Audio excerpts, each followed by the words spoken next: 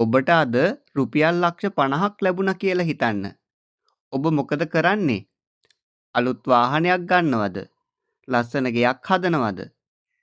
නැත්නම් ඒ සල්ලි වලින් තවත් සල්ලි හොයනවද? ඔබ දෙන උත්තරය ඔබේ අනාගතය වෙනස් කරන්න පුළුවන්. මොකද අද මම කියලා දෙන්න යන්නේ ධනවතුන් ඉතා හොඳින් තේරුම් ගත්ත නමුත් බොහෝ දෙනා තවමත් වැරදියට තේරුම් ගන්න සරල අදහසක් ගැන. ඒ තමයි වත්කම් සහ වගකීම්. මේ වචන දෙක තේරුනොත් ඔබ මුදල් දිහා බලන විදිහ සම්පූර්ණයෙන්ම වෙනස් වෙයි. මුලින්ම අපි මෙන්න මේ වත්කම් සහ වගකීම් කියන වචන දෙකේ තේරුම බලමු. ඔයා යම්කිසි දෙයක් ලබා ගත්තොත් එයින් ඔබේ සාක්කුවට මුදල් දානවද නැත්නම් ඒ දෙයින් ඔයාගේ සාක්කුවේ මුදල් අරගෙන යනවද? මෙන්න මේ ප්‍රශ්න දෙකේ උත්තර තමයි වත්කම් සහ වගකීම් කියලා කියන්නේ. ඔයා ඒ ගත්ත දේෙන් ඔයාගේ සාක්කුවට මුදල් ගලාගෙන එනවා නම් ඒකට අපි කියනවා වත්කමක් කියලා. එහෙම නැතුව ඔයාගේ සාක්කුවේ තියෙන මුදලුත් එළියට ගමන් කරනවා නම් ඒකට අපි කියනවා වගකීමක් කියලා. එතකොට සාක්කුවට මුදල් එනවා නම් ඒක වත්කමක්, ඔබේ සාක්කුවේ මුදල් යනවා නම් ඒක වගකීමක් වෙනවා. මෙන්න මේ සරල තේරුම තමයි වත්කම් සහ වගකීම් කියලා කියන්නේ. දැන් අපි මේ දේ උදාහරණයකින් බලමු. මෙන්න මේ විදිහට. ඔබ වාහනයක් ගත්තා. ඊට පස්සේ මොකද වෙන්නේ? ඒ වාහනේට පෙට්‍රල් ගහනවා, ඉන්ෂුරන්ස් ගෙවනවා, සේවිස් කරනවා, ටයර් මාරු කරනවා, වාහනේ රිපෙයාර් කරනවා. හැම මාසෙම ඔයාගේ සාක්කුවේ තියෙන මුදල් එළියට යනවා. එහෙනම් සාමාන්‍යයෙන් ඔබ පාවිච්චි කරන වාහනය ඔබම දැන් දන්නවා වත්කමක්ද? නැහැ. ඒක වත්කමක් වෙන්නේ නැහැ. වගකීමක් වෙනවා. හේතුව තමයි ඔබේ සාක්කුවේ මුදල් එළියට යන නිසා. හැබැයි ගොඩක් දෙනෙක් හිතන් ඉන්නේ වාහනය වත්කමක් කියලා. හැබැයි මෙහෙම හිතන්න. ඔයාගේ ඒ වාහනය ඔයා ටැක්සි එකක් දුවන්න භාවිතා කරනවා කියලා. මාසෙකට ඔයාට ආදායමක් එනවා. දැන් මොකද වෙන්නේ? ඔබේ සාක්කුවේ මුදල් එළියට යනවද? නෑ. ඔබේ සාක්කුවට මුදල් දැන් එනවා. එතකොට මෙන්න මේක වත්කමක් වෙනවා. එතකොට මෙතන වාහනේ වෙනස් වුණාද? නෑ. වාහනේ වෙනස් වුණේ නෑ.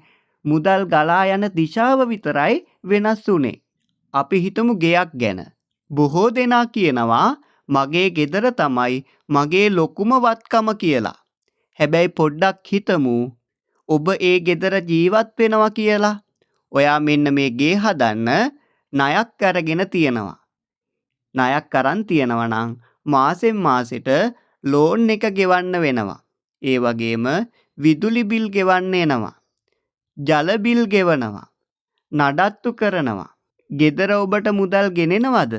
නැත්නම් මුදල් වියදම් කරවනවද? ඔබ ඒ ගෙදර ජීවත් වෙන නිසා බොහෝ විට නිවසක් කියන්නේත් වගකීමක් වෙනවා. හැබැයි හිතන්න ඒ ගෙදරම ඔයා රෙන්ට් එකට දීලා තියෙනවා කියලා. එතකොට මාසෙකට ආදායමක් එනවා. මෙන්න ඉස්සෙල්ලා වගකීමක් වුණ ඔයාගේ නිවස එතකොට වත්කමක් බවට පත් වෙනවා.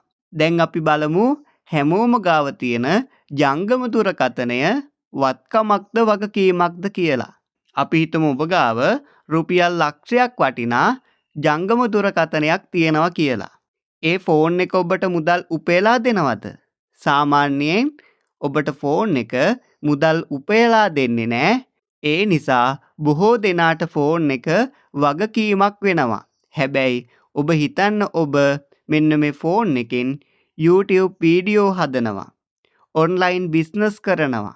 ෆෝන් එකෙන් මාසෙකට ආදායමක් උපයනවා නම් මෙන්න ඉස්සෙල්ලා වගකීමක් වුණ ඔබගේ ෆෝන් එක වත්කමක් බවට පත් කරගන්න පුළුවන්. අපි හිතමු ඔබ රත්තරන් මිලට ගන්නවා කියලා. රන් මිලදී ගන්නේ ආභරණයක් විදිහට පළදින්න නම් ඒකෙන් ඔබට මුදල් ගෙනල්ලා දෙන්නේ නැහැ. හැබැයි දිගු කාලීන වටිනාකම රැක ගන්න හෝ ආයෝජනයක් ලෙස තබා ගන්නවා නම් ඒක වගකීමක් නෙවෙයි වත්කමක් ලෙස සලකන්න පුළුවන්. හේතුව තමයි රත්තරන් වල මිල එන්න වැඩි වෙනවා. ඔබට දැන් තේරෙනවා ඇති ඔබ ගත්ත භාණ්ඩය වත්කමක්ද වගකීමක්ද යන්න තීරණය වෙන්නේ එම භාණ්ඩය අනුව නෙවෙයි එම භාණ්ඩය භාවිතා කරන ආකාරය අනුව ඒ වත්කමක්ද වගකීමක්ද යන්න තීරණය වෙනවා. ඔබ ෂෙයා මාකට් එකේ ආයෝජනය කරන පුද්ගලයෙක් නම් ඔබට කොටස් වලින් ඩිවිඩන්ඩ් ලැබෙනවා. කොටස් මිල ඉහළ ගියාට පස්සේ ඔබට කොටස් විකුණලා ප්‍රාග්ධන ලාභයක් ගන්න පුළුවන්. එතකොට අපි කොටස් වෙළඳපොලේ ආයෝජනය කරනවා කියන්නේ ඒ කොටස් ඔබේ වත්කමක් බවට පත් වෙනවා. අපි හිතමු ඔබට කඩයක් තියෙනවා කියලා. ඒකින් ලාභ ලැබෙනවා. මුදල් ඔබේ සාක්කුවට එනවා. ඒ නිසා කඩේ ඔබට වත්කමක් වෙනවා. හැබැයි මාසෙන් මාසෙට ඒ කඩේම පාඩු නම් වෙන්නේ ණය වැඩි වෙනවා නම් එතකොට අන්න අර වත්කම වගකීමක් බවට පත් වෙනවා. අපි හිතමු ඔබට ඉඩමක් තියෙනවා කියලා. මෙන්න මේ ඉඩම හිස් ඉඩමක් විදියට අවුරුදු ගාණක් තියෙනවා නම් ඒකෙන් ආදායමක් එන්නෙත් නැත්නම් ඒක අපිට වත්කමක් ලෙස සලකන්න බෑ.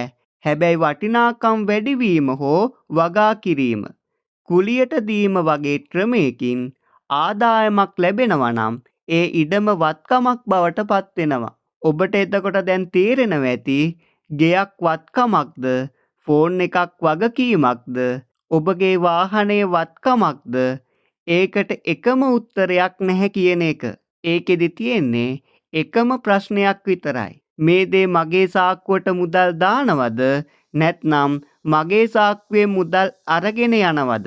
ඔබට මේ ප්‍රශ්න දෙකට උත්තර දෙන්න පුළුවන් නම් ඔබටත් වත්කම් සහ වගකීම් අතර වෙනස හොඳටම තේරෙනවා. එතකොට ඔබ ගන්න දේ වත්කමක්ද වගකීමක්ද යන්න තීරණය වෙන්නේ ඔබ ගන්න ඒ භාණ්ඩය හෝ සේවාව මත නෙවෙයි. එන්නේ ඒ දේන් ඔබේ සාක්කුවට මුදල් එනවද යනවද කියන තීරණය මත. මුදල් ගලා යන දිශාව අනුව තමයි ඒකේ වත්කමක්ද වගකීමක්ද යන්න තීරණය වෙන්නේ.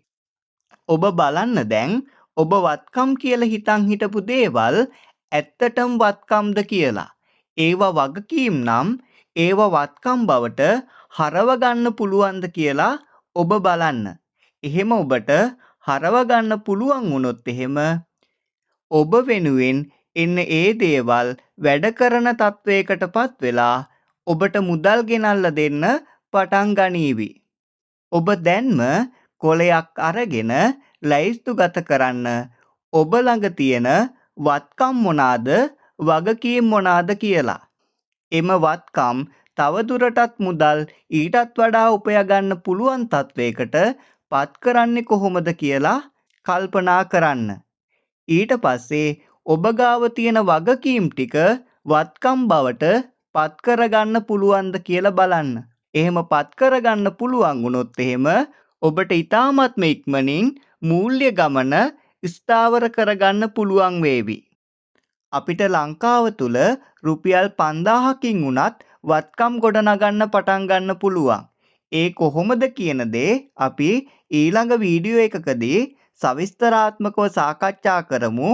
ඔයාලට මේ වීඩියෝ එක වැදගත් වුණා නම් වීඩියෝ එකට ලයික් එකක් දාලා මගේ channel එක subscribe කරන්න. එහෙනම් අදට ගිහිල්ලා එන්නම්.